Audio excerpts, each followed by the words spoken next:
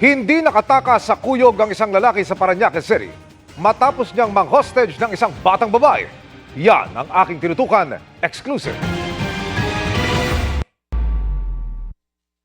Unang nilapitan ng isang armado ng kutsilyo ang isang nakascooter sa bungad ng palengke. Pero mabilis na umalis sa kanyang scooter at naglakad palayo ang lalaki na ayon sa mga pulis ay unang tinarget na i-hostage ng suspect. Kaya pumasok ang suspect sa palengke at nabaling ang atensyon sa 2 taong gulang na bata sa gilid. Mabilis itong kinarga ng suspect at hinostage. Noon na, nabulabog ang mga tao sa Fisherman's Wharf ng Barangay La Huerta, Parañaque.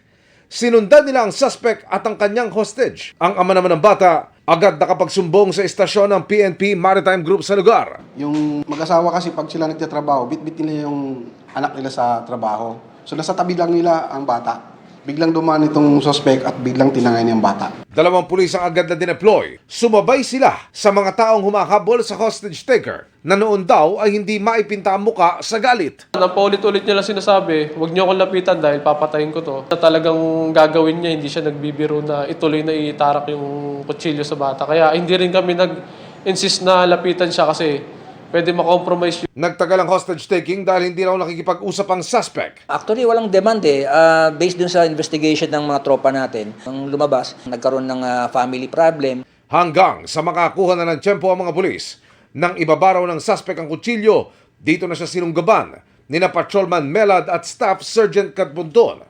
Sa kuha ng CCTV, makikita rin kung paano kinuyog ng mga tao ang suspect. Pagka takedown na po sir, yung bata po is kinover ko sir kasi ang dami pong tao, pati yung bata matamaan dun sa mga kuyog ng mga dumating na mga tambay. Sugatan si Patrolman Melad. Di ko po talaga binitawan yung kutsilyo kahit ramdam ko na parang mapuputol yung daliri ko. Yung nasa isip ko po kasi nun sir, baka may ibang makakuha, baka saksakin yung suspect o yung suspect yung may hawak ng kutsilyo, isaksak sa bata, kahit kanino. Kaya binitawan ko lang po nung nalaman ko na si kabady ko na yung mayawak. Ang suspect humingi ng tawad sa kanyang ginawa. Siyempre, hindi mo gusto maghiwalay kayo ng asawa mo. Sobra sirang pagsisisi ko.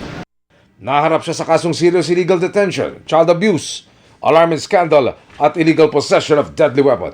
Para sa GMA Integrated News, Emil Zumangil, nakatutok 24 oras.